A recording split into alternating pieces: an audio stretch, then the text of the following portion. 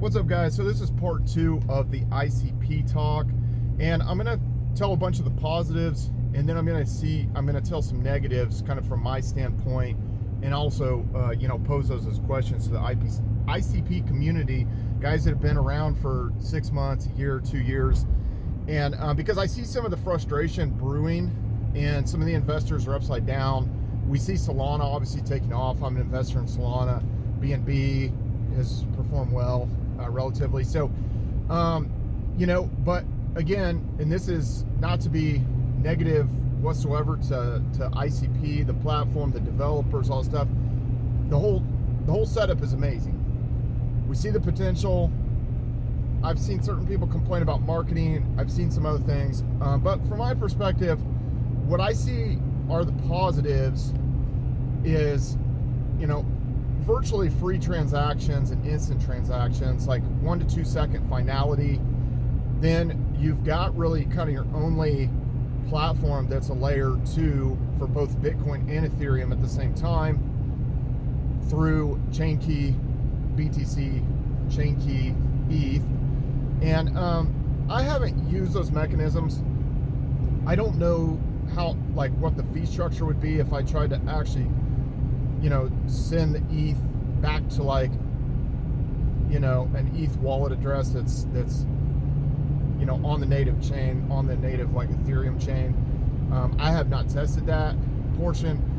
Now, if you watch my first video, I am invested in ICP, and I'm on chain and I'm exploring it, and I'm very, very curious about a lot of things. So to go on again with the positives, seems like a lot of metrics are showing that there's more development on ICP than any other chain. Now, obviously it's going to take that. It seems like there's an EVM coming out, so an Ethereum virtual machine. So a lot of this existing code that's been deployed on Ethereum or some of these other EVM compatible chains will, be able to be deployed on ICP when this thing comes out. I don't know the timeline behind that, if that's going to be 2 weeks, a month, 2 months. I don't know when that's coming out. Another thing that I saw was positive today, Dominique Williams posted a picture, like a little video of the new studio they set up, because they're going to do a demonstration of AI running on the internet computer here soon. So, hopefully that'll kind of show some excitement, show the true power of the internet computer, that it's rebuilt and stuff like that. Also, to go on again with some of the positives, kind of from my standpoint, a full stack solution. You're able to store the information on chain, whether that's NFTs, videos, full applications. If you have a website that you need hosted, you can do that on the internet computer. And it's not just linked to, centralized cloud storage services like the Google Cloud or Amazon AWS. So that's a huge benefit. And I truly can. So you can have entire games stored on the internet computer, and then you can kind of see the power of what you could do with an NFT. That it could be, potentially an in-game NFT with certain attributes that could exist in a video game or a true metaverse kind of scenario. And I can visualize this, and I think it really comes down to funding. And that's one of the things that I've learned in being in blockchain for over 10 years is a lot of it comes down to funding. What we saw with Block 1 in the EOS.io project, the EOS.io software was, it had amazing potential kind of in theory, and in practice it also did, once a couple things were kind of hashed out as far as the resource allocation, because there was these resource hogs, taking up CPU and RAM and all this of the way the resources were allocated. So you had to battle the spammers, but that being said, it was like Block 1 obviously stacked 4 billion worth of Bitcoins, and really just kind of chilled on that. And that's where, over time, when the price action wasn't favorable and we were in a bear market, people weren't happy. Investors weren't happy, and rightfully so with that. So I see some of that same energy kind of happening with ICP, and it continued with some of the additional positives that I actually see, you know, from this project is it seemed to be able to onboard a lot of users on a stuff like Open Chat or the stuff like District. Now, the negative of it was it seems like Discover and District, it's like District stopped development, and it seems like Discover went and focused on the Solana community. So it's almost like they've done a pivot, and they've kind of like sort of switched things over to Solana. And you know, I see with some of the NFT stuff, I see some kind of positive things going on, but I don't see the type of activity that we would really need. And you know, the past couple nights, I've just completely been a complete degenerate over on Solana, and you know, getting on Dex tools, getting on, you know, Bird Eye, all those kind of tools, and looking up some of these new meme tokens, and just completely degenning out, just aping into stuff, and then watching these charts by the minute. You know, it's not something I really like want to be doing, but it was like, you know, you're out there tweaking out and stuff like that because we see some of these parabolic moves. But there is so much activity on Solana. There's so much activity there. There's a lot of activity on BNB, and you know, so that's from my perspective. I think that the negatives, if like just kind of from an, I don't want to call myself an outsider. I'm just new to the project. I'm a newer investor. I am on chain. I do have an investment. I haven't gone like super deep. I'm very intrigued by the internet computer, and both looking at the positives and negatives. Now the negatives, you know, they say Sam Bankman Fraud pretty much bought up a bunch of futures, drove the price up, and then they collapsed it to pretty much destroy, break everybody's back, to sort of, you know, protect Solana. That's kind of the theory going around, or that's what a lot of people have said. I think there is evidence to show that. Some people have kind of showed, you know, certain evidence that did actually happen. So obviously, when you get investors upside down, they're not happy. So that's kind of one sort of like obviously negative, or a cloud hanging over the ecosystem. The other one is that there's no stable coin on there, and I don't understand that, because with CKETH, I would think that you could interact with the USDC contract and sort of access USDC from that, or maybe deploy like CK USDC or something, somehow, some way. So I don't understand that. Why after 2 years there's not really a stable coin, whether that be an algorithmic stable coin or whether that be USDC or Tether or something like that, which I'm not a fan of Tether, you know, but I'm just saying, why is there not a stable coin? Secondly, a lot of these projects that are out there that have a token associated with it, they're not really being traded out on centralized exchanges. And when we see this stuff being put out on centralized exchanges, and let's say it has a big day and it goes up 50 or 60%, it kind of catches people's eyes. So it's actually a marketing thing that it's on these centralized exchanges. You know, another thing, you know, another sort of negative that I would see is it doesn't seem, and I don't, again, they have their own programming language, and I think the way to pronounce it is like Mataka or Matako or something like that. And I saw this with the EOS.io software.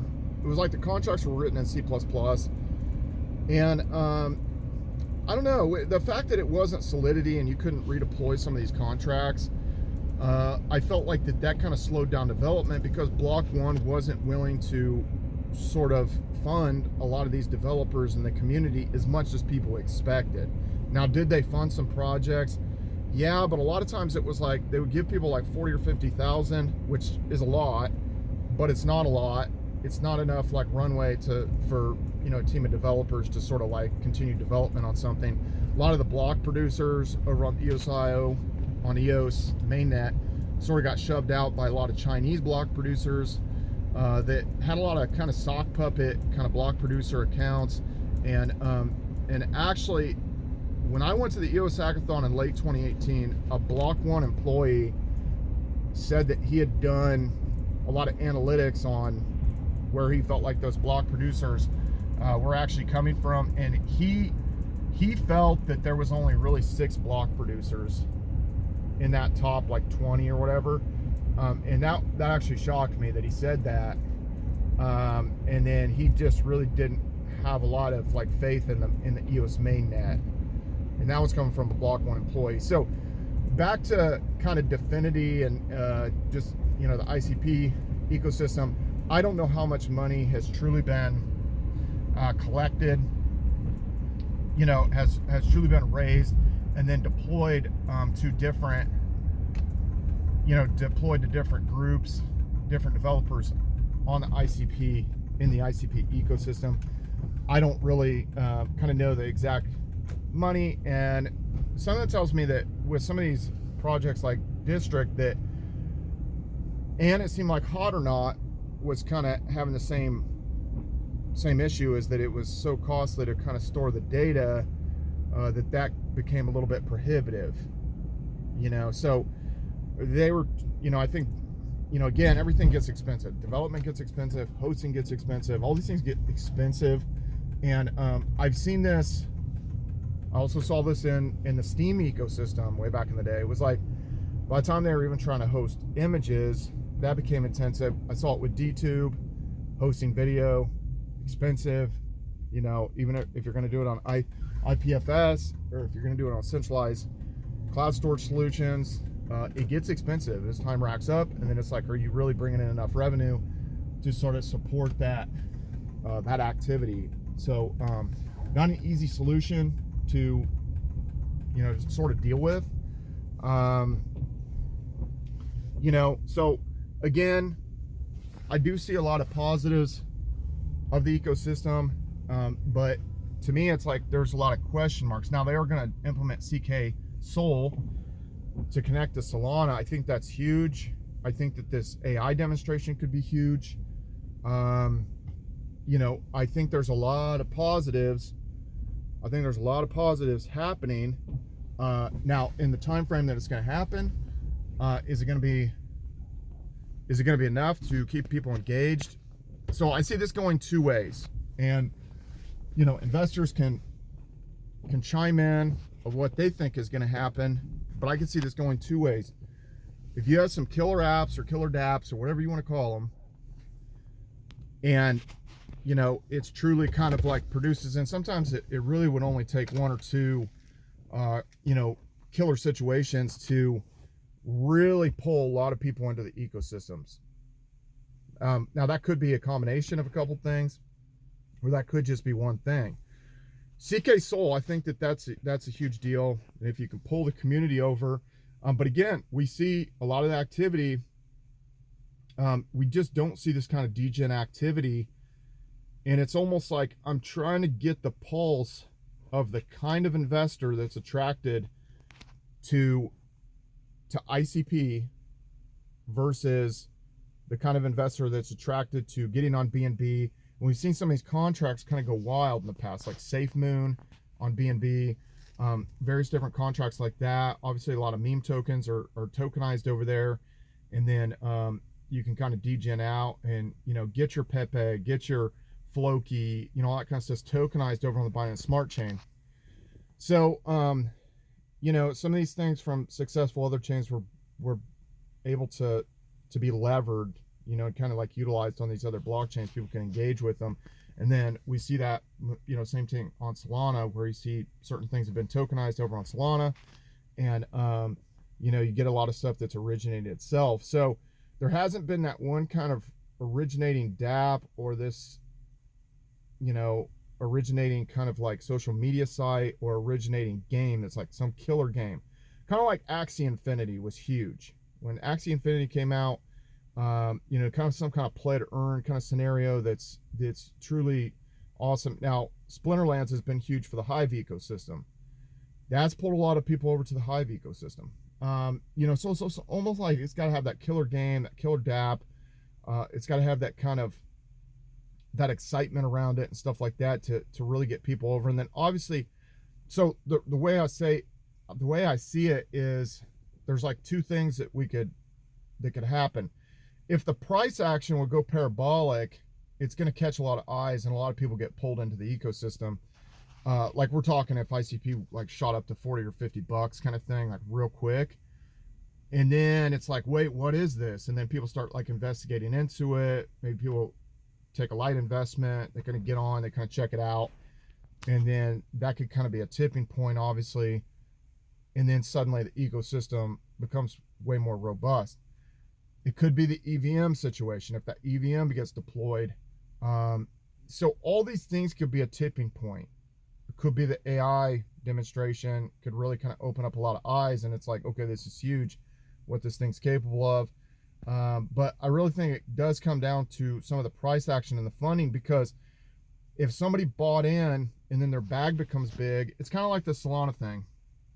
And you just see kind of all kinds of action of people making it rain. I literally just saw on Twitter a guy that had made a bunch of money off of like book of memes or whatever.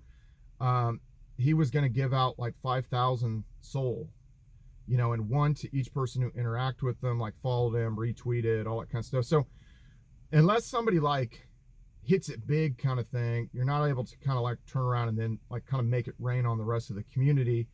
And when so many people are kind of like, whether it be upside down or they really haven't, maybe they're up 20%, they're up 50%, maybe they've doubled their investment, it's that doesn't kind of produce the kind of ecosystem where people are letting it fly, you know, where it's truly people are able to make it rain kind of thing. So if the price shot up real quick, I think that would be relief, and a lot of people, that would solve a lot of people's problems kind of thing, or their kind of mental state would improve.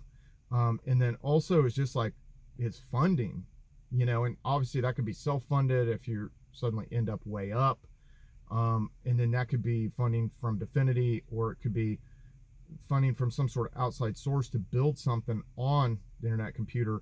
But I've seen this over and over with these blockchains. It's very hard to do governance. It's to where people are doing proposals and feeling like they're getting a fair shake at a proposal. It's very hard to kind of get funding in general.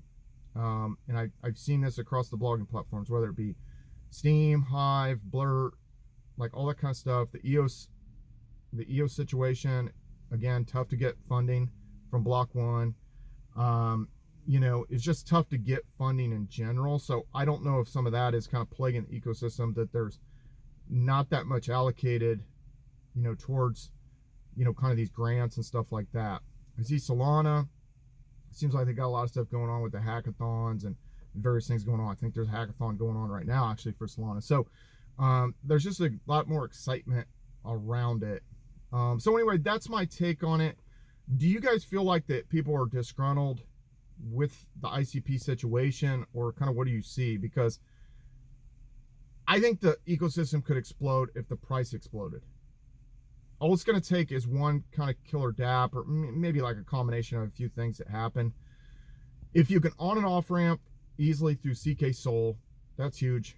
If contracts that are, you know, EVM compatible can be deployed, that's going to improve the DeFi situation out there on the internet computer. And there needs to be a stable coin. And again, there's so many things going on.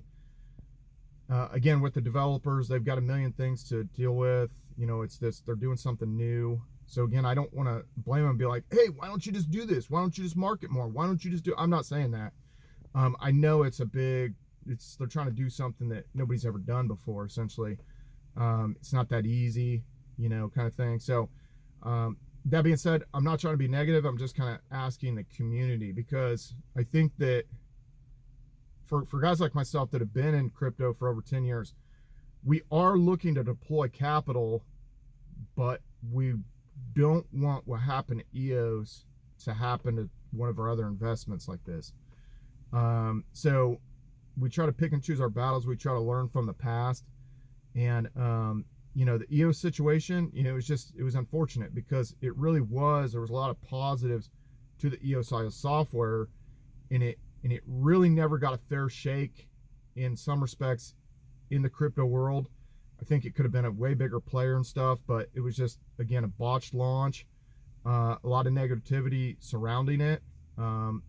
you know, both from just block one, both from Dan Larimer, because he had left 3 projects between BitShares, Steam It, and then EOS was his 3rd project. So it was just like, man, dude, come on, man. So again, we don't really have that kind of problem, but just kind of wondering what your guys' thoughts are on ICP, why you're invested or why you're not invested. Anyway, guys, subscribe to this YouTube channel. Follow me on all social media, @BrianPhobos, YouTube, Instagram, Steam It, Twitter, Hive, DTube, Blurt, everywhere.